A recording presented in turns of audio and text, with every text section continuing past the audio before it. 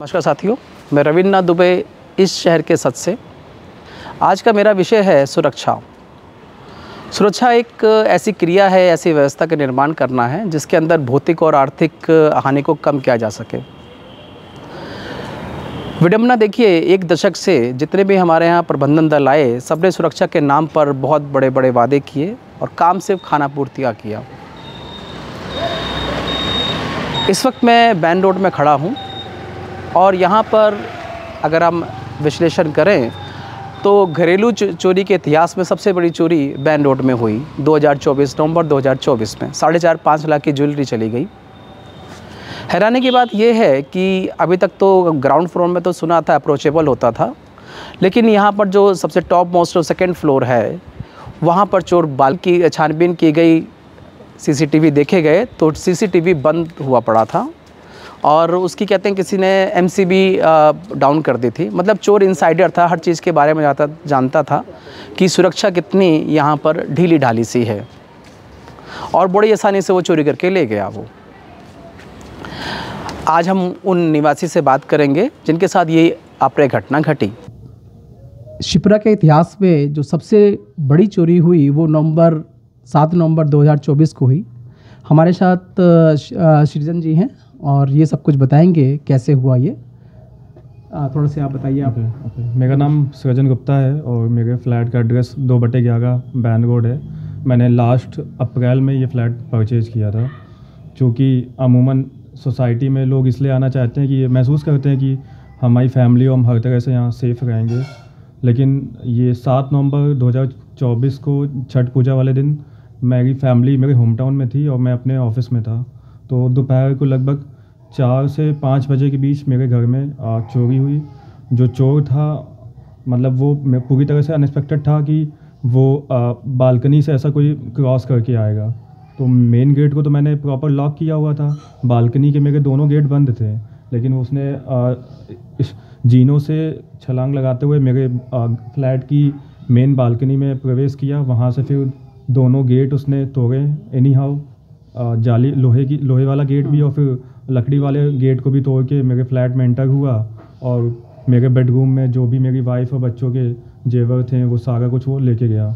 जब मैं शाम को अपने ऑफिस से आया 7 बजे के आसपास, मैंने गेट खोला, अंदर आया तो मुझे ऐसा लगा कि हाँ घर में कोई तो घुसा है। फिर मैंने जब देखा कि लॉक टूटा हुआ है और मेरे बेडरूम में जो लॉकर वगैरह वो उनको भी तोड़ के सारा सामान मतलब जितना भी ज्वेलरी थी वो सारी गायब है। लगभग कितनी वैल्यू होगी जो ज्वेलरी गायब हुई आपके यहाँ से? वो जो मैंने पुलिस को डिटेल दी है उसमें लगभग 4.5 लाख से 5 लाख के बीच का अमाउंट की मतलब मैंने कैलकुलेशन किया हुआ है। उसकी पूरी लिस्ट बना के मैंने उसके बाद उस रात को जब FIR लिखवाई उसमें सबमिट भी की हुई है।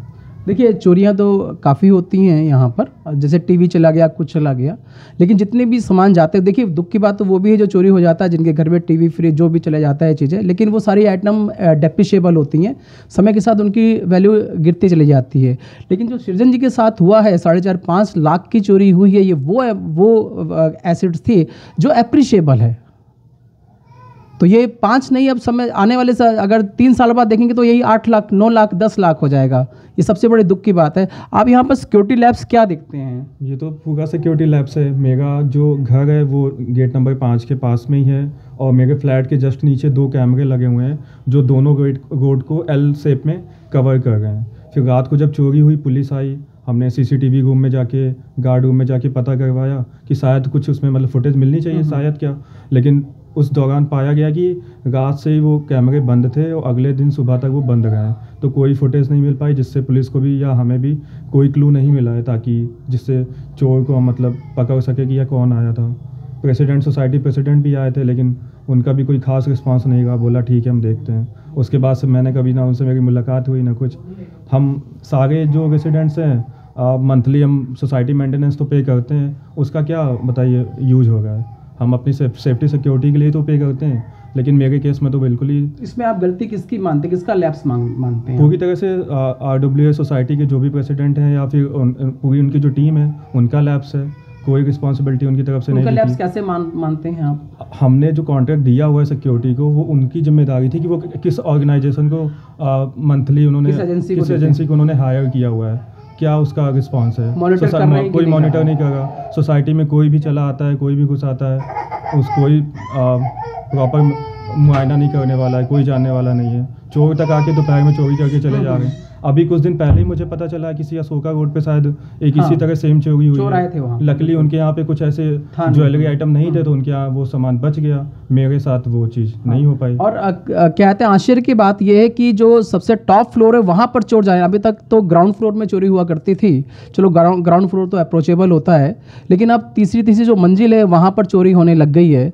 अच्छा, वैसे हमने इसके बारे में पता भी किया था, क्या कहते हैं, तो जब हमने पता किया कि उस दिन कैमरे क्यों नहीं चल रहे थे, तो जो वहाँ के सुपरवाइज़र है उन्होंने ये बोला कि कैमरे की जो शिकायत नहीं चल रही थी, एक दिन पहले हम शिकायत कर चुके थे कि कैमरे नहीं चल रहे हैं। तो आप देखिए क्या कहते हैं, अगर कैमरे नहीं चल रहे हैं और सृजन जी के यहाँ चोरी हो गई तो उसके लिए रिस्पॉन्सिबल कौन? आप कब से यहाँ रह रहे हैं मेन रोड में? मुझे यहाँ मतलब 10+ ईयर्स हो गए हैं रहते हुए। तो यहाँ की जो सिक्योरिटी है उससे सेटिस्फाई हैं आप? नहीं, मतलब इट कुड बी बेटर। जैसे यहाँ मैंने देखा हूँ सीसीटीवी बहुत कम लगे हुए हैं। हाँ हाँ, सिर्फ यहाँ पे एक बिगनिंग में और एकदम एंड में लगा है, बीच में कोई कैमरेज नहीं है।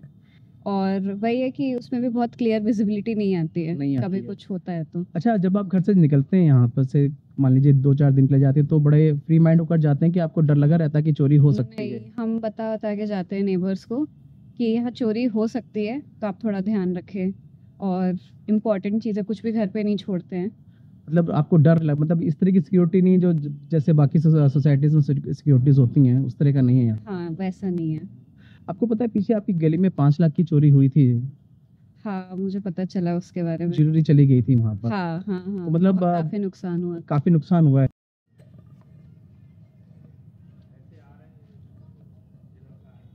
आप ऊपर गए थे, किस लिए गए थे आप ऊपर? अरे बताया तो खाना देने गया भैया। खाने लेने की कोई बात नहीं। आपको किसी ने रोका आपको यहाँ पर एंट्रेंस में? यहाँ ये एंट्रेंस है, यहाँ गार्ड बैठते हैं, यहाँ किसी ने रोका आपको? बाहर तो बता के आया हो गार्ड को। नहीं, यहाँ पर किसी ने ये रोका? ये गेट है, एक मिनट दिखाइए, यहाँ पर गेट, ये वाला गेट है ये। यहाँ पर एंट्रेंस पे किसी ने आपको रोका? यहाँ पे तो आते जाते देखते इसलिए रोका नहीं इन्होंने। रोका नहीं, यहाँ कोई मतलब एंट्री नहीं हुई आपकी? बाहर से तो करके आया हो। नहीं यार, यहाँ इस मेन गेट में एंट्री हुई कि नहीं हुई? नहीं, यहाँ पे नहीं हुई। नहीं हुई ना, ठीक है।